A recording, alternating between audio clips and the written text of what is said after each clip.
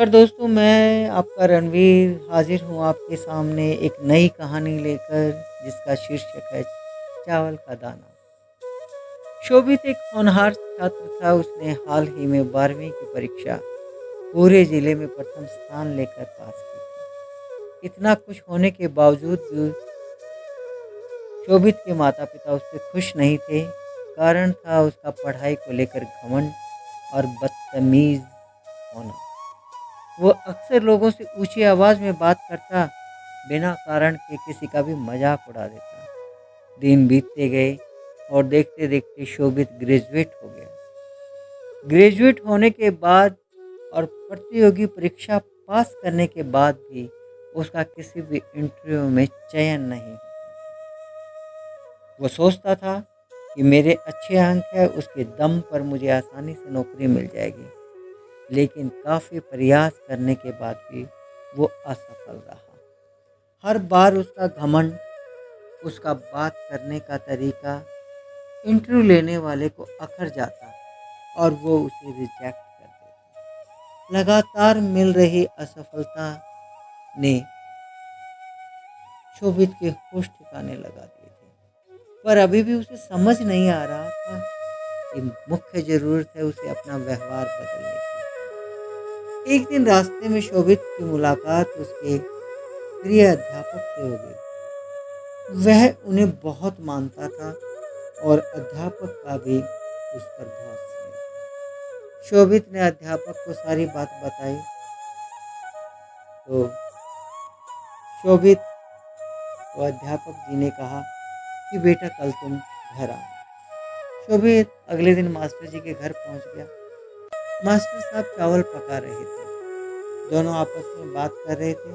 तभी मास्टर जी ने शोभित को कहा, शोभित बेटा जरा जाओ, देखो चावल पके हैं कि नहीं। शोभित अंदर गया। उसने अंदर से ही कहा, सर चावल पक गए हैं, क्या मैं गैस बंद कर दूं? मास्टर साहब ने कहा, हाँ बेटा कर दो। अब शोभित और मास्टर जी आमने सामने बैठे थे। मास्टर जी शोभित की तरफ मुस्कुराते हुए बोले, शोभित तूने बेटा कैसे पता लगाया कि चावल पक गए हैं? मास्टर शोभित बोला, ये तो बहुत आसान था गुरुजी।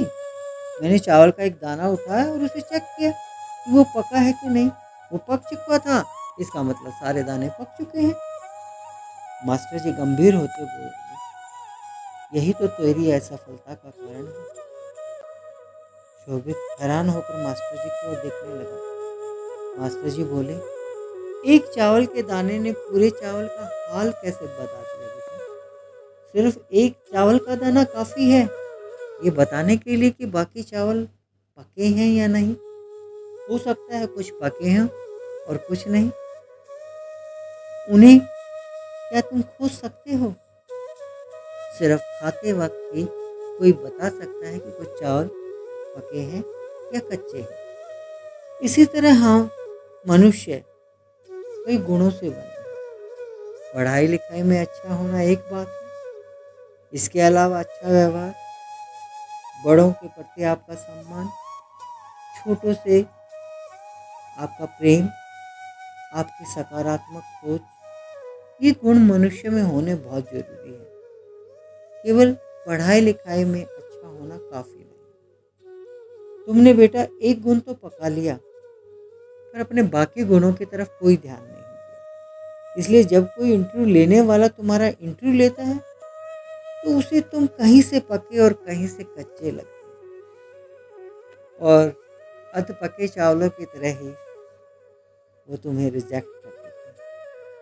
शोभित को अपनी गलती का एहसास हो चुका था। वो मास्टर जी के यहाँ से नई एनर्जी लेकर जा रहा था।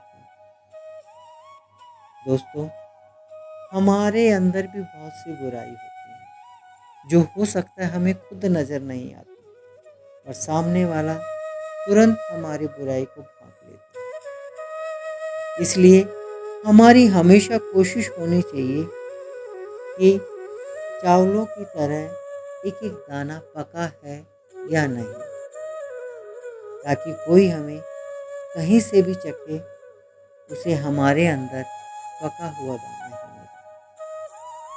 आज की कहानी यही समाप्त करता हूँ दोस्तों। खुश रहिए, संतुष्ट रहिए।